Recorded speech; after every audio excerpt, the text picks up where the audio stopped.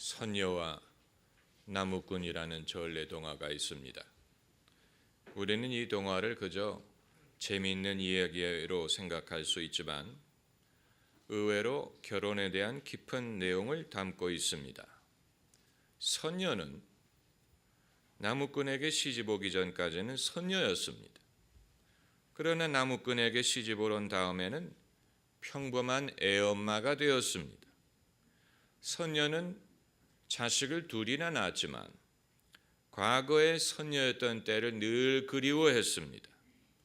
그래서 남편에게 선녀의 옷을 돌려달라고 졸랐습니다. 그래서 마침내 선녀가 선녀의 옷을 돌려받아서 선녀의 신분으로 돌아가자 아무 주저함이 없이 애들을 데리고 하늘로 올라가 버렸습니다. 애들은 데리고 갔지만 남편은 데리고 가지 않았습니다. 나무꾼은 현대판 기러기 아빠가 되었습니다. 결혼 생활의 평범함, 이것을 오늘날 이 시대의 사람들만이 알고 있는 것이 아니고 옛날 사람들도 알고 있었고 남자들만이 느끼는 게 아니고 여자들도 느끼고 있습니다. 오죽하면 선녀가 떠나버렸겠습니까? 자기 두 자식은 데리고 갔지만 남편은 데리고 가지 않았고 돌아오지도 않았습니다. 나무꾼이 쫓아가야 했습니다. 그래서 두레박을 타고 하늘로 올라갔더니 선녀가 쫓아내지 않더라는 것입니다. 남편을 받아주었습니다. 제가 기혼 성도님들을 바라보면 대체로 세 부류로 분류할 수 있다고 봅니다. 첫째는 결혼 생활이 어떤 것인지를 알아차리고 적응한 분들입니다. 이런 분들은 좀 덤덤해 보일지는 모르지만 그런대로 심리적으로 안정이 되어 있습니다. 둘째는 결혼 생활에 대하여 숨겨진 고민이 있는 분들이에요. 드러나지는 않습니다. 말하지는 않는데 제 눈에 보입니다. 젊은 부부일수록 그런 경우가 많습니다. 그리고 셋째는 소수이기는 하지만 행복한 부부들입니다. 그분들은 계속해서 아기를 낳고 부부의 다이내믹을 지속합니다. 상당수의 성도님들이 침묵으로 저에게 물어봅니다. 어떻게 하면 더 행복한 결혼 생활을 할 수 있습니까? 제가 예수를 믿는 것이 결혼 생활에 어떤 도움을 줄 수 있습니까? 제가 모르리라고 생각하지 마세요. 여러분이 말씀을 하지 않아도 저는 다 느끼고 있습니다. 얼굴에 다 적혀 있습니다. 그리고 저는 상당한 책임감을 느낍니다. 성도님들이 예수님을 열심히 믿는 것이 결혼 생활을 더 행복하게 하는데 어떤 도움이 될까? 당연히 도움이 됩니다. 어떤 방법으로 도움이 되느냐? 내 자신을 변화시킴으로 예수님을 믿고 내가 변화되는 것이 결혼 생활뿐만이 아니고 범사에 도움이 됩니다. 내가 예수님을 믿음으로 내 배우자가 변화되는 것이 아니고 내가 변화되는 것이고 그것이 나의 가정이든 결혼이든 인생을 변화시킬 수가 있는 것입니다. 우리가 다른 부분에 있어서는 많은 배울 것이 있으나 결혼에 대해서는 별로 배울 것이 없는 스승이 두 분이 계신데 예수님과 사도 바울입니다. 예수님과 사도 바울은 결혼 상담을 어떤 식으로 했을지 궁금합니다. 왜냐하면 본인들은 결혼을 하지 않았고 암묵적으로도 제자들에게 그렇게 할 것을 요구했습니다. 바울이 마지못해 결혼을 승낙한 경우는 어떤 경우냐? 고린도전서 7장 9절에 만일 절제할 수 없거든 혼인하라. 정욕이 불같이 타는 것보다 혼이 나는 것이 나으니라. 어떻게 결혼할 이유를 여기에서 찾을 수가 있다는 말입니까? 그러나 이것이 바울이 결혼을 승낙한 유일한 경우에, 게다가 만일 절제할 수 없거든 이란 단서를 달았습니다. 물론 에베소서를 보면 남편들아 아내를 사랑하라, 아내들아 남편에게 복종하라 라고 말했지만 그건 당연한 말이죠. 그럼 뭐라고 말하겠습니까? 하나님은 이 문제에 대하여 의외로 침묵하십니다. 예수님도 다른 주제에 대해서는 많은 말씀을 하셨는데 결혼 생활에 대해서는 별로 말씀을 하지 않으셨습니다. 사도 바울도 결혼에 대해 말할 때만큼은 이건 주의 명령이 아니요 사견이다 라고 밝혔습니다. 왜 그러실까? 그 이유는 아마도 과거의 인류가 여쭤보지 않았던 질문을 이 시대에 와서 당연한 권리로 생각하고 여쭤보기 때문이 아닐까 이렇게 생각합니다. 과거 수천 년, 수만 년 인류가 생존하는 동안에 인류는 사랑과 결혼을 당연한 권리라고 생각하지 않았습니다. 우리의 조상들은 배우자를 선택하지 않았습니다. 사랑하기 때문에 결혼하는 것이 아니었습니다.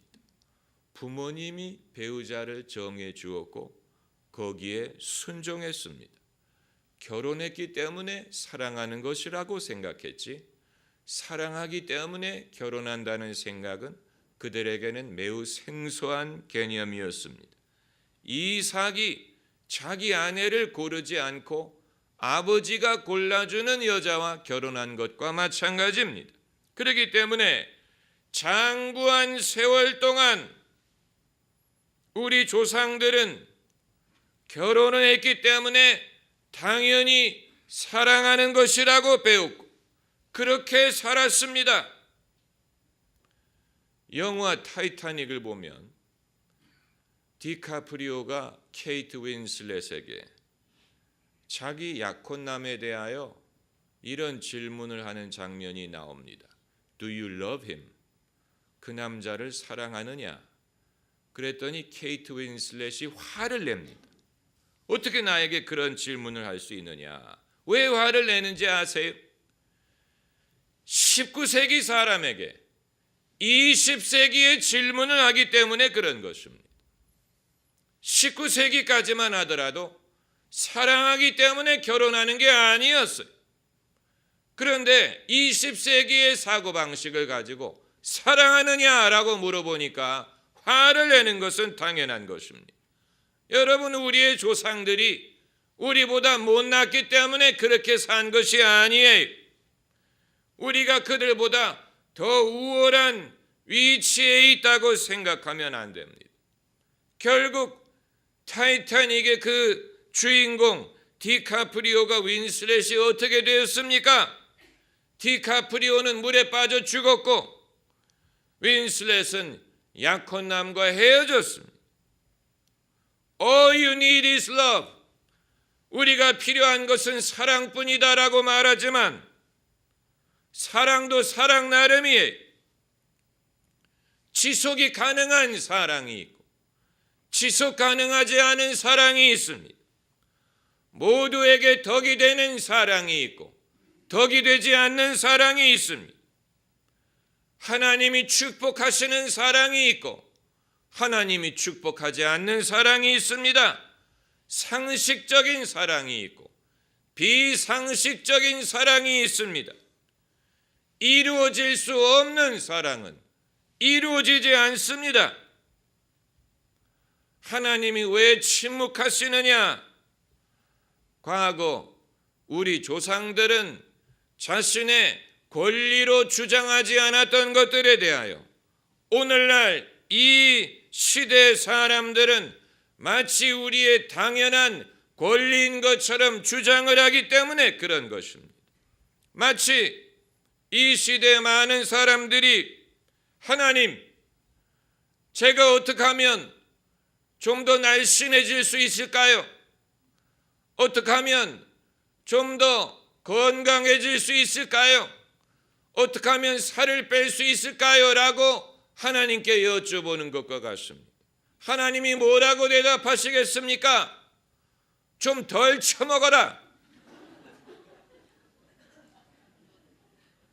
친절한 답변을 기대할 수가 없습니다. 왜냐하면 그건 과거 우리의 조상들은 생각하지도 않던 질문이었기 때문이에요.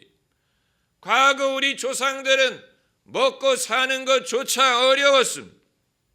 한 끼를 해결하는 것이 어려웠습니다. 오죽하면 예수님이 오늘의 일용할 양식을 주옵시고라고 기도하라고 가르치셨겠습니까?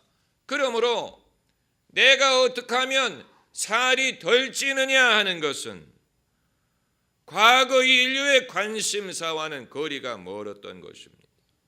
그러니까 오늘날 우리가 과거 어느 때보다도 유복한 환경을 누리면서 이제는 그것이 우리의 당연한 권한이기 때문에 어떻게 하면 더 날씬할 수 있을까? 어떻게 하면 살을 뺄 수 있을까를 고민하는 것은 허영이 복에 겨운 것입니다. 그리고 우리 자신이 건강해지려고 애를 쓰는 것은 정상적인 것이지만 하나님께 불평하는 것은 그것은 불공평한 것입니다. 하나님이 뭐라고 대답하시겠습니까? 결혼에 대해서도 마찬가지. 과거에는 사람들이 배우자를 자기 스스로 선택하지도 못했고 결혼했기 때문에 당연히 사랑해야 되는 것으로 알고 해로했는데 행복한 가정을 이루었는데 이 시대에는 배우자를 고르고 또 골라서 사랑하는 사람과 결혼을 했는데도 불구하고 마음에 맞지를 않고 다투고 흡족하지 못하다면 거기에 대해서 하나님이 해주실 수 있는 말씀은 별로 없는 것입니다. 그러니까 우리의 생각이 좀 바뀌어야 됩니다. 사랑에 대하여, 행복에 대하여 신비한 기대를 버리면 오히려 삶을 더 감사하게 여기고 즐길 수가 있을 것입니다. 오늘 본문은 이삭과 리브가가 결혼하는 장면을 담고 있습니다. 이삭은 결혼이 늦었습니다. 그가 나이 40세가 되어서 장가를 갔습니다. 창세기 25장 20절을 보면 그 나이가 40세였다고 말하고 있습니다. 아내 이삭을 자기가 선택한 게 아니고 아버지 아브라함이 신뢰하는 종을 하란에 보내서 거기에서 신부감을 찾아서 데리고 왔습니다. 그러나 오늘 본문을 보면 이삭은 리브가를 아내로 삼고 사랑했다라고 말하고 있습니다. 이삭이 모친 상사 후에 위로를 얻었더라고 했습니다. 성경에서 우리가 행복했을 것이라고 짐작하는 부부가 몇 쌍이 있는데 아브라함과 사라가 그랬으리라고 생각이 되고 그리고 이삭과 리브가가 그랬으리라고 짐작이 됩니다. 그들은 행복한 부부가 되었습니다. 그 비결이 무엇일까? 그 비결은 이삭과 리브가 둘 다에게 비결이 있었습니다. 먼저 리브가는 총명한 여자, 용기 있는 여성, 친절한 여성, 시아버지 아브라함처럼 믿음이 있는 여성이었습니다. 그리고 이삭은 순전한 사람, 겸손한 사람, 순종하는 사람이었습니다.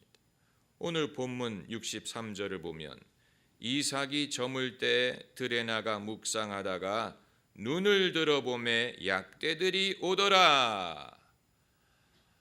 리브가를 만나기 전에 야곱이 저녁 무렵에 들에 나가 묵상하고 있었다라고 했습니다. 이삭이 총각으로 살 때 총각으로서의 자유를 마음껏 즐겨야 될 것으로 여기지 않았습니다. 이 여자 저 여자 사귀면서 총각의 권리를 마음껏 누릴 것으로 생각하지 않았습니다. 그는 그의 개인 시간에 순전하게 살았습니다. 아버지의 처분을 신뢰하고 받아들였습니다. 아버지가 정해주는 배필을 자기 배필로 받아들였습니다. 이삭에게는 이와 같은 겸손함과 순전함이 있었기 때문에 이것이 이삭이 소유했던 뛰어난 면모였고, 이것이 성공적인 결혼 생활을 가능하게 한 것뿐만이 아니고 그의 인생 전체에 큰 자산이 된 것입니다. 그의 삶 전체가 형통할 수 있었던 비결이 바로 여기에 있습니다. 하나님은 우리를 차별하신다고 생각하면 안 됩니다. 하나님은 누구에게 더 특혜를 주고 나에게는 그렇지 않다고 생각하면 안 됩니다. 모두에게 공평한 기회를 주시고 모두에게 공평한 행복의 가능성을 주시는데, 누구는 왜 더 행복하고 누구는 덜 행복하냐? 그것은 그 사람의 선택과 겸손과 순전함에 좌우되는 것입니다. 그러므로 오늘날 현대인들이 과거 어느 때보다도 더 많이 알고 더 많이 배우고 더 많이 누리고 있는 것 같지만 겸손하지 못하고 만족하지 못하고 감사하지 못하기 때문에 과거보다도 더 행복하지 못한 것입니다. 선녀와 나무꾼의 얘기로 돌아가면 그 이야기는 해피엔딩으로 끝납니다. 그러나 그들의 해피엔딩은 이 땅에서 이루어진 게 아니고 하늘에서 이루어졌다는 점을 주목해야 됩니다. 아무리 선녀 같은 아내가 있더라도 이 땅에서는 한계가 있다는 얘기예요. 그 사실을 안다면 인간은 무지개를 쫓아다니지 않을 것입니다. 이 땅에서 하나님의 주시는 분복을 누리는 법을 배워야 할 것입니다. 기도하십시다.